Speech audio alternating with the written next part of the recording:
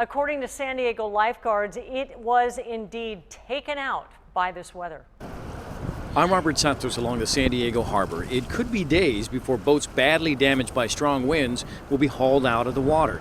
2 boats sank, their masts the only thing visible now. 8 other boats broke loose from their moorings and several slammed against the rocks. The owner of this boat found out about his boat while watching the news at a care facility where he's been for the last 6 months. I was devastated. It's like the boat's my home. I had all my possessions on it. Fred Minter's $15,000 boat is beyond repair, meaning he won't have a home to return to when he's released. Friends have set up a GoFundMe page to help raise $4,000 to help him. Robert Santos, 10 News.